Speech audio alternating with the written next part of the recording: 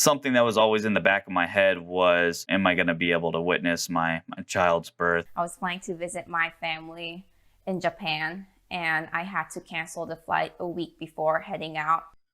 Changing my job completely and all that sounds very drastic, but to me, it's just what I do for family and for, the people I love. My name is Frank Maddox, and I am the owner at the Tiger Rock Martial Art in Oak Hill. I'm Rani Wayama. I'm a senior studying electronic media, and I minor in theater. Benjamin Morales, and I guess it would be youth pastor and missionary. So before COVID, get up in the morning, shower, all that fun stuff. Coming up to the academy, teaching classes also in the evening, and then going home after classes were done and the facility was cleaned. Average day, wake up, go to work over at a truck shop, work all day in the sun, dirt, sometimes do road call. End of day might be 5 o'clock to 9 o'clock. Go home, crash out, go back the next day. I would usually get up at 6 a.m., 7 a.m. coffee shops, work after class, internship, back in my room, 7 p.m., schoolwork. That's how my schedule was like. So I knew what was going on the next day. When COVID did hit, felt like it was day and night on the change. It caused me to stop work at the truck shop, go full-time over my parents' church. We needed to upgrade all our system to create everything to go live stream. And Sunday, I'm definitely very, very tired by the end of the service and ready to be done. Because that's like a job of like 2-3 people just being done by me. I think the busyness is what kept me going every single day. And I was like, I don't know what to do with my time because I always had something to do. My brother Joseph is high-functioning autism. On top of that, he had a vitamin D deficiency. His immune system really isn't as strong as what it should be. My father is type 2 diabetic, so definitely can be very difficult for him. And a lot of the people that I've seen that have contracted that have had diabetes. And then my mother, she's always been kind of frail, but her immune system isn't as strong. She's been dealing with TIA, which are mini stroke. She's not getting enough oxygen. And with the COVID, the way that it functioned, that would be a very deadly combination. My wife was pregnant. She was already not working at the time. The big thing was just not going really out in public to help protect her and keep her safe and the baby as well. During quarantine, I decided to encourage some of my friends. So I decided to write letters and do some watercolor paintings for them. And I would mail like 10 letters out a week or so. At home, very first thing that I do is go over to the sink and wash my hands. Next thing I'll do before I even touch my daughter or anything like that, and this is also part of my wife, what she wants is me to go immediately change. If we do have to go out, keep her away from, others that we don't really know. If we do know you, then the big thing before you get a hold of the baby is washing your hands. Because of my brother, we check everybody's temperature that comes into the house. I think I was able to eat healthy and I was working out. So compared to how I was living before quarantine, I think I was a lot healthier when everything shut down. At the end of May, early April, we were strictly just on Zoom. If I do this from home, I'm going to have the distraction of either my baby or my wife versus being able to fully focus on my business and the students for their classes. It was hard not having that routine set, but the good part is I got to reach out to some people I haven't been able to for years because our excuse was we were too busy because we didn't have enough time. But when the pandemic hit, we had all the time we needed. It was difficult not being able to see all of our regular people that we see every day. We'd always take the youth on outing and different things. You get so attached to all those young people and they're just so much a part of your family. I don't want them to feel like they're just alone. I definitely want to be there for them. I see part of it going back. I don't see it fully going back to the way it was. changing my job completely and all that sounds very drastic, but to me, it's just what I do for family and for, the people I love. Something that I've done a lot lately is just self-reflecting where I'm at in life, trying to turn everything into a positive. I filled my schedule with these like empty activities without doing stuff. And then when I lost that, I was like, oh no, but realizing doing things with purpose matters more. It really has given me a change of perspective during quarantine.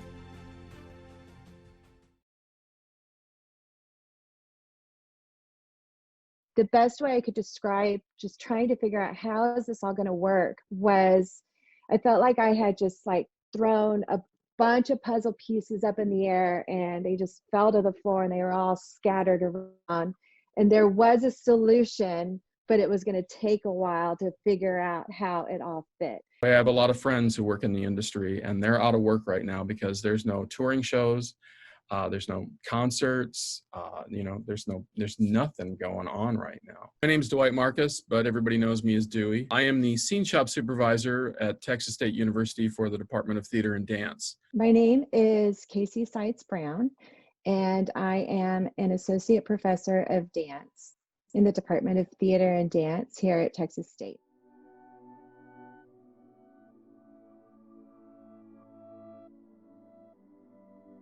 With my modern technique class this semester, we were encouraged to up our enrollment, but we cannot have full capacity in our dance studios. I've been doing a bunch of classes in carpentry, use of the ShopBot, which is a CNC router, tools and tricks, things like that to kind of get the students more opportunities for experience with things while we're not working on productions.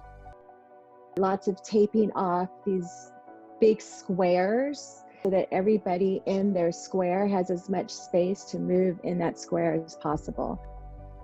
I've separated a bunch of tables in my shop to be able to have one of my classes in here, and everybody's got about 8 feet of distance between them. One of the things we're doing is that if anyone touches a tool, they clean that tool, and then we've got a separate table we sit it on to let it dry before anyone else touches it. Not only am I learning how to teach on Zoom, I was taking the tips and everything. Like, for example, when I set up today, I know I have light coming at me from this direction instead of behind me, and the angle, like I'm actually not very happy with the angle of my camera right now, but so I'm trying to tell them and then how you have to be extra engaging. So now in the fall, it's more face-to-face, but students are starting to say, hey, I'm getting a little worried about this, or I don't feel good today. Can I just Zoom? So now it has come to the point to where I have some people on the screen and some people in front of me.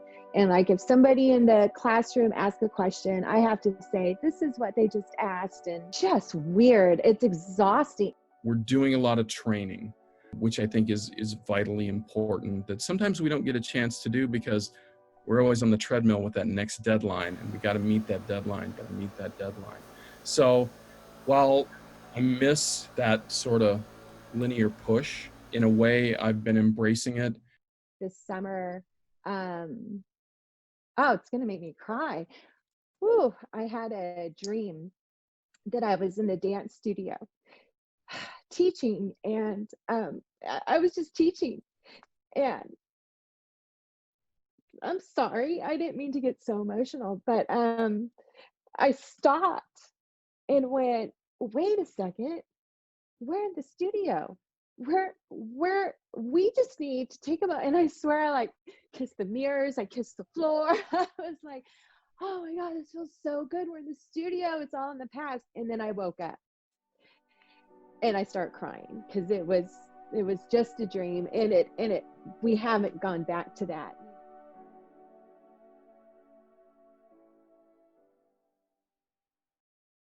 You think you're gonna get better, and some do, and they think everything's okay, but it's not.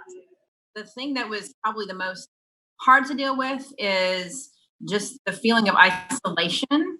there's so much news about the virus and I had no idea like how my body would react to it. So I was definitely like very alone and very scared. Hi, I'm Gloria Dunn. My name is Brongman Neal. I'm Jiwoo Park. We lease apartments. Hi, I'm Jamie May, and I work with bone marrow transplant patients as a nurse.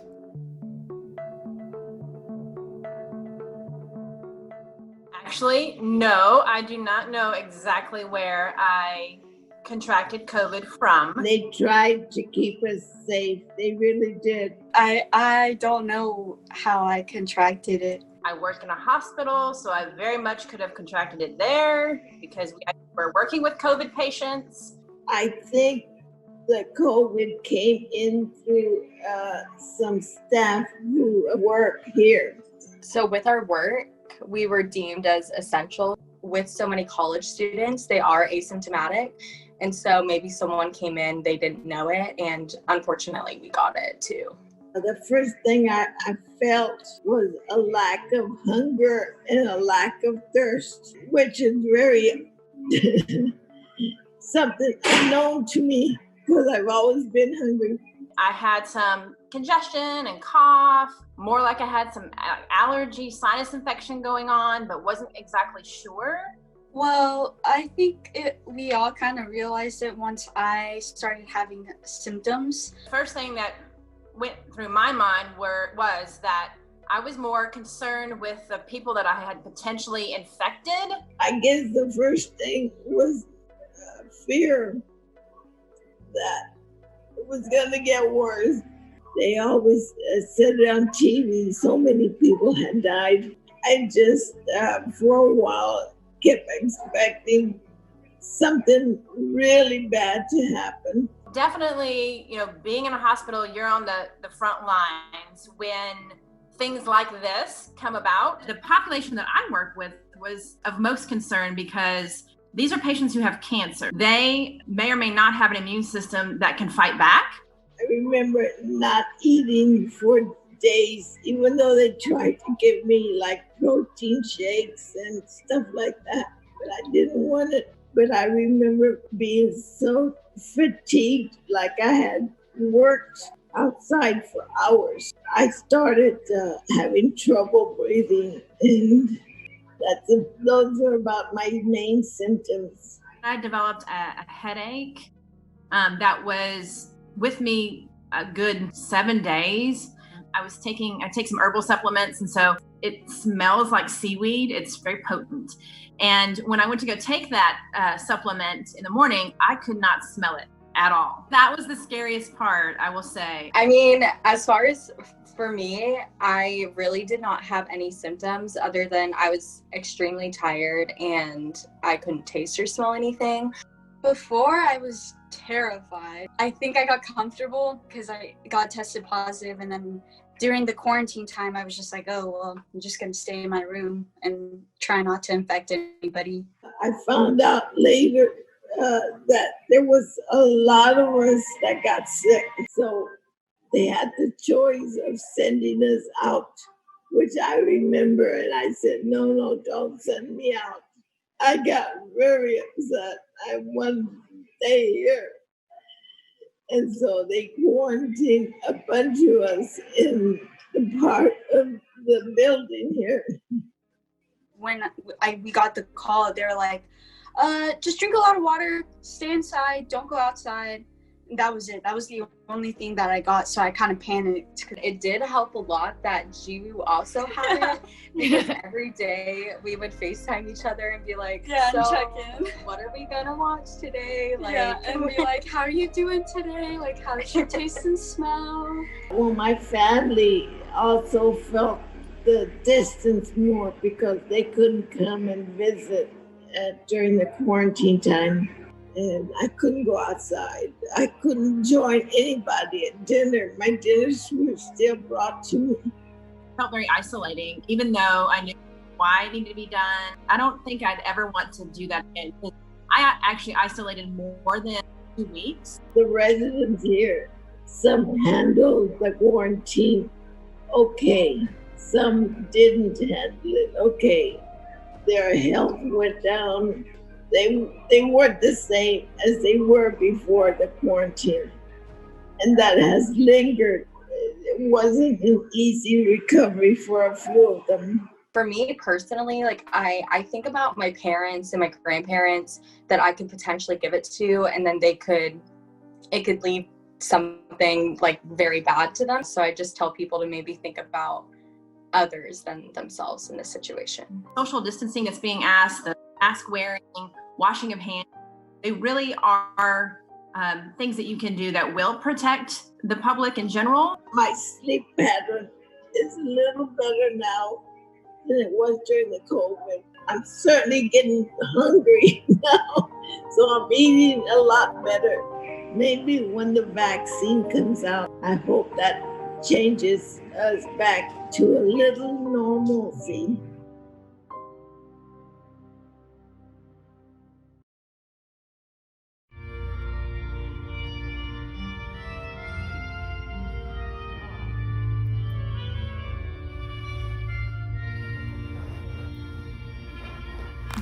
Graduates, please rise. Face your family so they can congratulate you.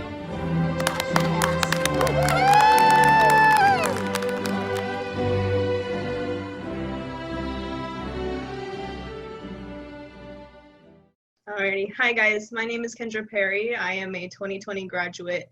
Hi, my name's Amber, and me and my husband got married during this pandemic. My big day of graduating was not what I expected at all. I was busting my butt for way more than what I should have to try and graduate early. And it ended up being that graduating early was not at all what was traditional. Knowing that we were going to move and he was going to start his master program here at Princeton, we definitely didn't know that we were going to get married before. And during these times, of course, we couldn't have a big event, a traditional reception like everyone else traditionally does. The way I found out that graduation was going to be altered permanently, there's nothing changing it, was my fellow graduator, Madeline Mendez. She posted on Facebook that she first saw the letter from the president saying how we are having virtual graduation, that's it. So I went to go find my mom and I showed her that post, and she started bawling with me because she knew how hard I had been working to graduate, to have it be my day, to finally be the first person in my family to actually have a college degree.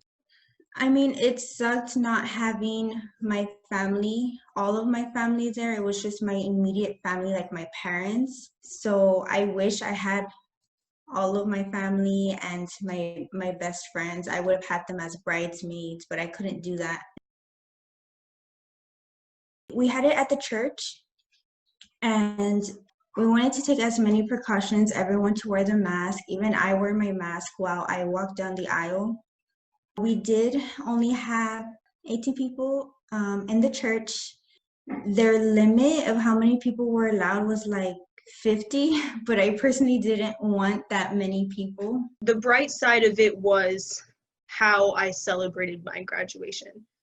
I was very, very close with my theater friends, and I got the blessing to graduate with them in the same ceremony, a Corona quarantine ceremony. We had our friends in our own family circles, spaced far apart in little lawn chairs. You weren't close to each other. We had our wedding broadcasted on Facebook Live, so our family and friends were still able to watch it, even though they couldn't physically be there. And it was better in a way because a lot more people watched it than we would have had in a reception. So I think that was good in a way. That was like the positive side of it. Amber, husband and wife, you may kiss the bride.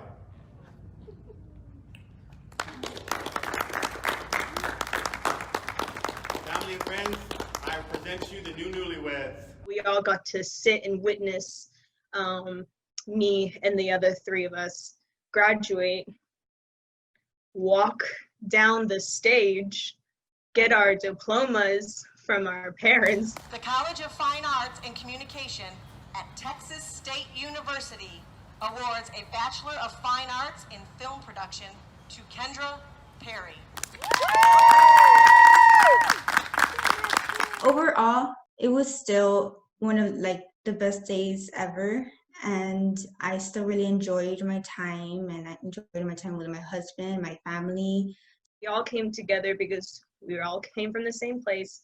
We were all best friends in high school, and we were united by this horrible chance of luck that when we were graduating is when this pandemic took this huge life event and kind of took it from us, but we made the best out of it. When COVID came this in the spring, we had our whole season lined up. We were going to do it. We were moving forward as if it was going to be fine. And then we hit March. It was like before spring break, we were pretty sure that it was going to have some sort of impact. It's called Tales of Phantasmagoria. I co-created it last year, and we did 4 episodes last summer that we shot, and they all came out like last October, so they're coming up on a year old. And then we were supposed to run the same kind of schedule again this year, and then, of course it's all been delayed, so now it doesn't get to come out on, Halloween. The school said that they would no longer hold events. We were making plans to do them outside of that, until San Marcos itself came through and said, you cannot meet in groups over 10 people. Did we decide that, or did I decide, I guess, this is the executive decision, was I just came down and said, hey, so we're just not going to worry about it. We're going to postpone the season. Everybody needs time to take care of themselves right now. This is a crazy time. We just need to take a break. Over the summer, Jane Doe held what we called a bake-off. Basically what we gave them was ingredients, which were about 5 or 6 things that they had to have within the 10-minute play. Once we read through those submissions, I believe it was a week later that we came in. It's very blurry. It happened very fast. But then we read the submissions. We informed those 3 writers that we would love to produce their play. And then, of course, after spring break, by the time they shut down, school and all school went online, we were like, yeah, this is gonna have to be delayed. They were readings, so we didn't have to have any set. They didn't have to memorize their lines. They could just have the script in front of them. It was very simple. That's one of the good things about Zoom plays, is it's this, it's just us here talking. So that was very lucky that was all that was. Basically, we kind of had to draw a line in the sand. We had scripts that were ready to go that had been written in, like November through January. And so all those were ready to film under normal circumstances with like a moderate budget. And so now we're like, okay, we cannot pull off what we had originally planned. So instead of waiting for circumstances to align themselves where you can do what you originally planned, we wanted to just adjust our screenplay to film, to make something under these circumstances. So that's another thing I've been working on, is rewriting my episode that I'm going to direct into something that I can film during COVID. So it does become a little bit trickier that way. So our live premiere was scheduled to go out over Facebook Live premiere on Saturday at like 7:30, and we met at Saturday at like 1 p.m. I believe, at 1 p.m. and we all came in like this, and we did the readings. We had to do a lot of finagling with hiding non-video participants. We utilized this by everybody who wasn't in that particular reading just turned their video off and they were hidden from the recording. The directors were reading the stage directions and we hid our videos the whole time. You just heard our voices and it actually looks really cool on the video. It looks like you're just getting a voiceover. DGA put Steven Soderbergh in charge of kind of creating like a general set of guidelines for resuming productions under the circumstances, and we kind of did go through his guidelines a little bit, which they're obviously written for much bigger productions than we have, but it did help. I mean, it's obviously the first thing is that everyone should have masks and whatnot.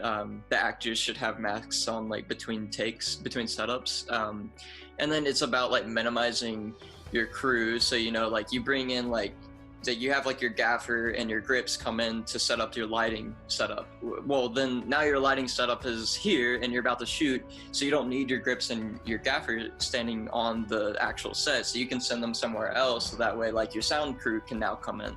So you can kind of like move, like yes, still stick with the recommended like 10 people, but you could still have, 15, 20 person crew if that's what you need. You just have to be smart about how you shift them around. There was an amazing attitude of just doing the work. I think there's a lot of misconceptions out there sometimes that Zoom is just Zoom, but we really came at it in a way, and the actors did too. They were so accommodating to what this new medium was. It was really amazing. It was very fulfilling to like take off running and then watch it go. It was really amazing.